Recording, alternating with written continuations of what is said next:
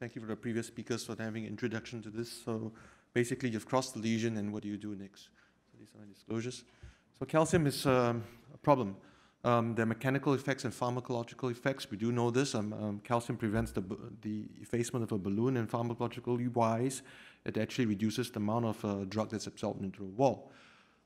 Now, just with balloon angioplasty, how often do we look for recoil? Well, there's a small study that's done in Bern by Dr. Baumgartner's group, and they looked at the amount of recoil that happens in tibial angioplasty, and they found that invariably tibial recoil was observed in up to 30% or up to 97% of patients with a mean luminal compromise of about 30%. So recoil actually occurs more often than you would imagine.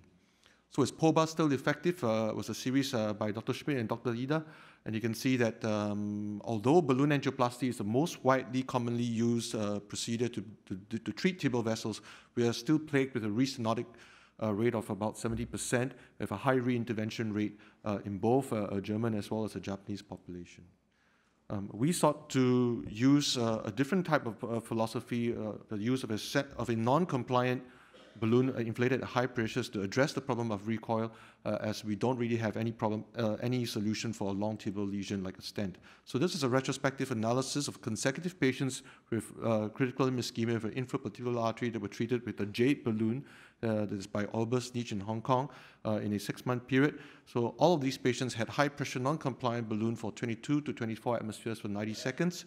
The primary outcome was technical success. It was subjectively viewed by the operator with a recoil of less than 30%, and secondary outcomes were as follows.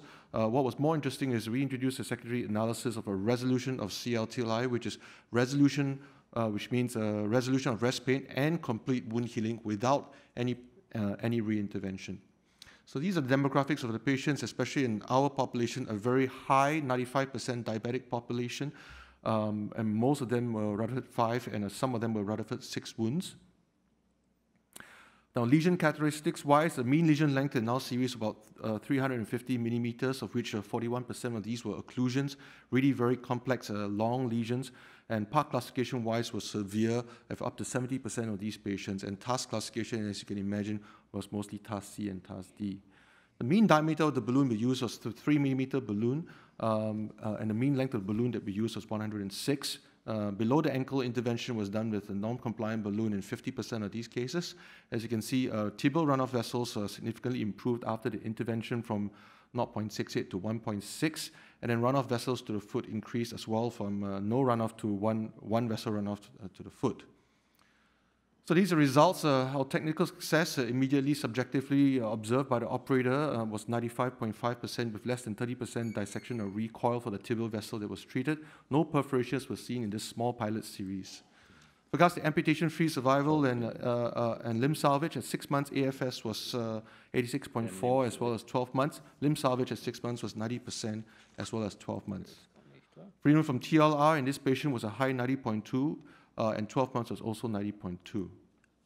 Resolution of CLTI, which I would like to remind you, is the resolution of rest pain and complete epithelialization of the wound without any reintervention. At 6 months was 70.9%, and at 12 months was 78.2%. Wound healing occurred in 50% of these patients at 3 months, and 76% of these patients at 6 months, and 82% of these patients at 12 months. Just some case examples. All of these patients undergo popliteal anesthesia, which is a local anesthetic infused around the popliteal nerve that renders the leg completely anesthetic to high-pressure balloon angioplasty.